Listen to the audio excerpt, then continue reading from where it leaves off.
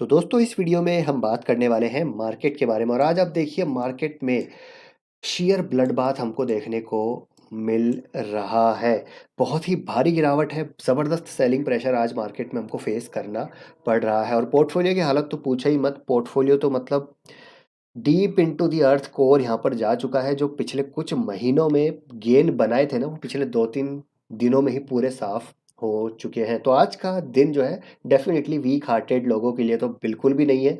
वो कहते हैं ना कि देखिए जो मार्केट है, go up by the stairs and come down through the lift, तो वही वाली सिचुएशन यहाँ पर हो रही है। तो अब यहाँ पर बहुत ज़बरदस्त पैनिक क्रिएट हो रहा है और पैनिक के चक्कर में और सेलिंग यहाँ पर हमको आती हुई देखने को मिल रही है। बात करें स्मॉल कैप इंडेक्स की, यहाँ पर मैं बात करूँगा स्पेसिफिकली 4%, 4.5% इंडेक्स डाउन है। तो आप समझ सकते हैं कि स्टॉक स्पेसिफिक जो बीटिंग है वो कितनी ज़बरदस्त यहाँ पर चल रही है। अब इसके पीछे क्या रीज़न है, क्यों यहाँ पर माइक्रो स्मॉल और मिड में इतनी ज़बरदस्त पिटाई हो रही है। हालांकि रीजंस मैं लगातार आपके साथ पिछले कुछ टाइम से लगातार रिसेंट टाइम में लगातार मैंने डिस्कस किए हैं और कैसे हम इसको मिटिगेट कर सकते हैं वो भी मैंने डिस्कस किए हैं। लेकिन एक बार फिर से थोड़ा इसको रिआइट्रेट करेंगे, यहाँ पर समराइज करने की कोशिश करूंगा कि क्या यहाँ पर चल रहा है और क्या हमको करना चाहिए इस सिचुएशन में। क्या हमारी अप्रोच होनी चाहिए, क्या हमारी साइकोलॉजी होनी चाहिए, पोर्टफोलियो लेवल स्ट्रेटेजी क्या होनी चाहिए, क्या अभी बाय करना है। सबसे इंपॉर्टेंट क्या बाय करना है, क्या सेल करना है और क्या अभी यहाँ पर नहीं करना है, वो भी हम समझेंगे। और काफ़ी सारी इंसाइट्स अपडेट्स आपके साथ शेयर करूँगा, वीडियो के साथ बने रहिए।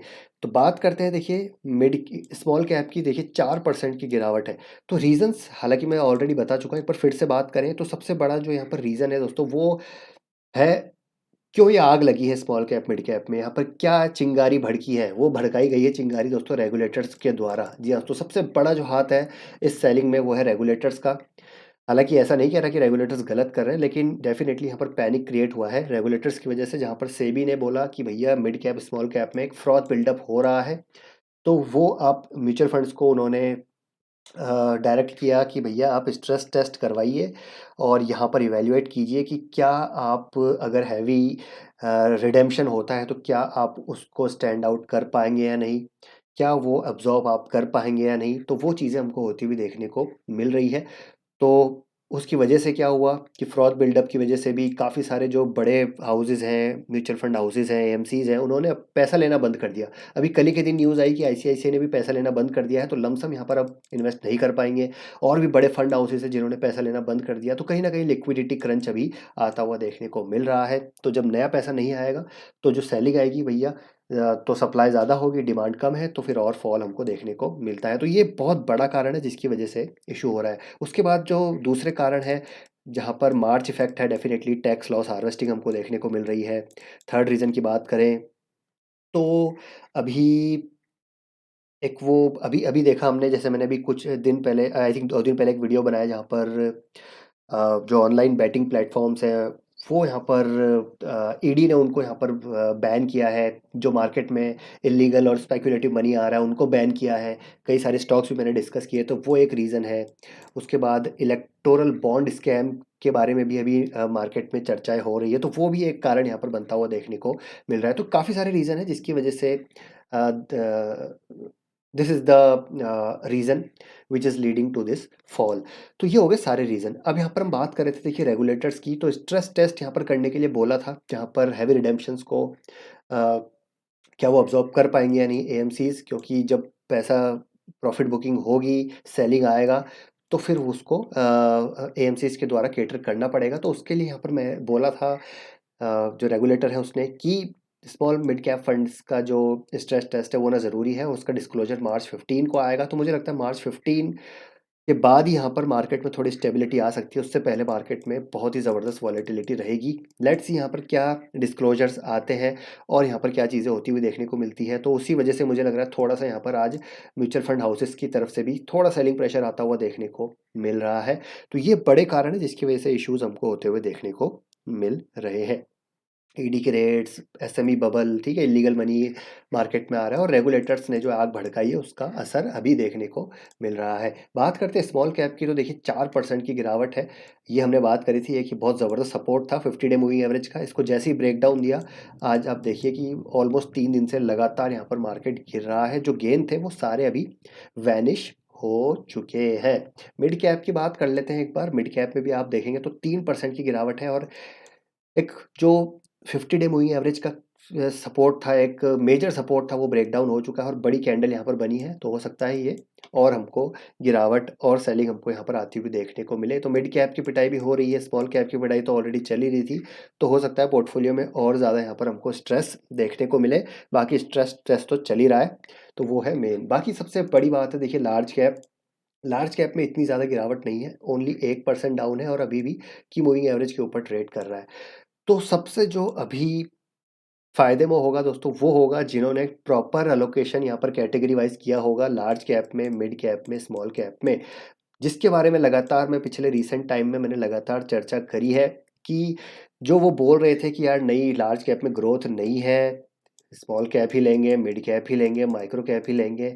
तो आप खुद देख लीजिए कि क्यों यहाँ पर मैं बोल रहा था, क्यों यहाँ पर मार्केट में ये चीज़ें समझना ज़रूरी है, क्यों यहाँ पर डाइवर्सिफिकेशन, एलोकेशन, एक लॉन्ग टर्म पोर्टफोलियो बनाना ज़रूरी है। इसीलिए मैं यहाँ पर इतने दिन से कह रहा था। ऐसा नहीं है कि मैंने यहाँ पर अब कल परसों में कहा है, मैं काफ़ी टाइम से आपको कह रहा हूँ कि लार्ज कैप में एलोकेशन बढ़ाइए, बढ़ाइए, बढ़ाइए। स्मॉल कैप में थोड़ा-सा प्रॉफ़िट बुकिंग करके चलिए, मिड कैप में प्रॉफ़िट बुकिंग करके चलिए और जहाँ पर अच्छी कंपनीज़ हैं, mid cap, small cap, quality companies और वैल्यूएशन अच्छे हैं, वहाँ पर डेफ़िनिटली बाय किया जा सकता है, वो कोई प्रॉब्लम नहीं है। लेकिन इन पीरियड के लिए, ये जो गिरावट है, इसी पीरियड के लिए हमको एक प्रॉपर पोर्टफोलियो मेंटेन करना ज़रूरी है। आई होप यहाँ पर लर्निंग मिल रही है।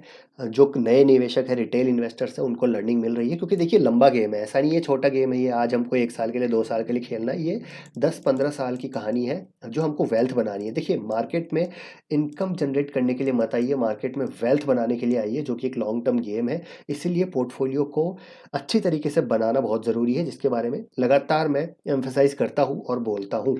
अब ये जो स्मॉल कैप, मिड कैप की गिरावट है, यहाँ से और गिर सकता है।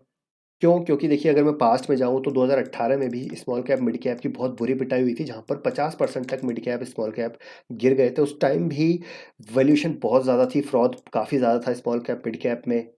जो रेगुलेटर्स हैं उनकी तरफ से काफ़ी सारी चीज़ें हो रही थी, रिक्लासिफिकेशन वगैरह हो रहे थे। तो सेम चीज़ वापस रिपीट होती हुई देखने को मिल रही है। लेकिन आज के दिन इंडिया के डायनामिक्स अच्छे हैं, काफ़ी सारी पॉलिसीज़ स्टेबल हैं। तो मुझे लगता है अगर ये गिरावट हुई तो स्मॉल कैप की पर्टिकुलरली मैं बात कर रहा हूँ, तो 13,000 से लेकर 13,500 के आसपास अगर स्मॉल कैप आता है, तो आप यहाँ पर डेफ़िनेटली लमसम जो है, अगर अलाउ करते हैं म्यूचुअल फंड, तो म्यूचुअल फंड में डाल सकते हैं। और अच्छी क्वालिटी स्मॉल कैप कंपनी जो मार्केट लीडर है, उनके वैल्यूएशन सस्ते होते हुए नज़र आएँगे, तो वहाँ पर आप बाय कर सकते हैं। अभी at this point of time थोड़ा-सा मुझे लगता है पेशेंस के साथ यहाँ पर बैठे रहिए।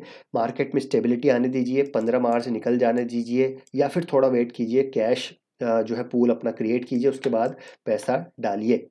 अब यहाँ पर बाय क्या करना है, मेन क्वेश्चन वो है। तो मेरे ख्याल से अगेन मैं कहना चाहूँगा, लार्ज कैप्स अभी भी अच्छे नज़र आते हैं और स्पेसिफिकली प्राइवेट बैंक्स। मैं लगातार कह रहा हूँ इस बारे में। एचडीएफसी बैंक आप देखिए, Kotak bank, ICICI bank, axis bank, SBI, ये स्टेबल नज़र आ रहे हैं। और जब मार्केट में इतनी भयंकर गिरावट आएगी स्मॉल कैप, मिड कैप में, तो पैसा निकलेगा ना, वो एफडी में ही जाएगा। तो वापस से डिपॉजिट ग्रोथ यहाँ पर प्राइवेट बैंक्स की आती हुई देखने को मिल सकती है, जो अगेन एक और पॉजिटिव ट्रिगर्स है प्राइवेट बैंक्स के लिए।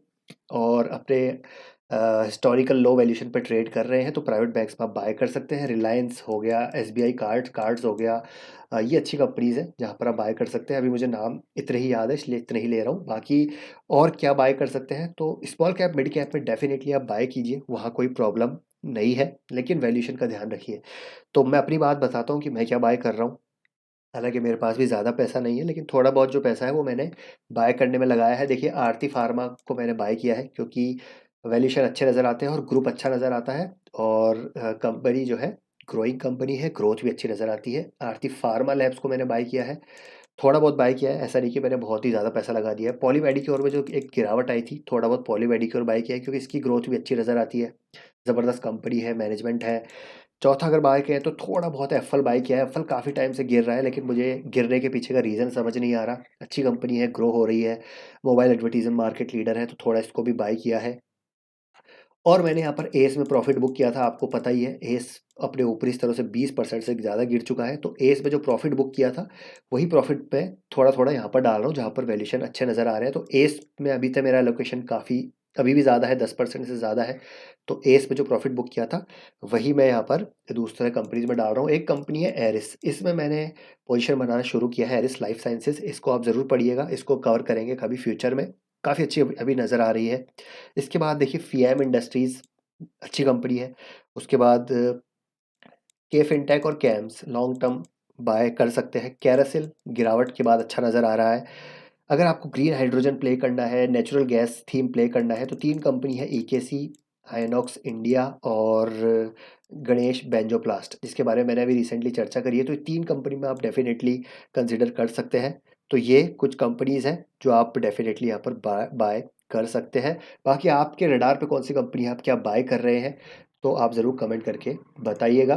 तो जैसा मैंने कहा कि बहुत ज़्यादा पैसा मैंने नहीं लगाया, मुझे लगता है यहाँ से और इंडेक्स गिर सकता है। लेकिन जहाँ पर वैल्यूएशन अच्छे हो चुके हैं वहाँ पर बाय कर सकते हैं। हमारे हाथ में इतना ही है कि हम अच्छे वैल्यूएशन पे अच्छी कंपनी बाय करें, उसके बाद 20% गिर जाए तब भी हम कुछ नहीं कर सकते, उसके बाद थोड़ा और बाय कर सकते हैं। लॉन्ग टर्म विजन रखना है, कंपनी के ऊपर भरोसा रखना है, अपना कन्विक्शन पेशेंस को बनाए रखना है और एक लॉन्ग टर्म गेम प्ले करना है। शॉर्ट टर्म में मार्केट में वेल्थ नहीं बनती, आप मान के चलिए, ये आपने खुद ही अब ऑब्जर्व कर लिया होगा, जिसके बारे में लगातार हम चर्चा कर ही रहे हैं।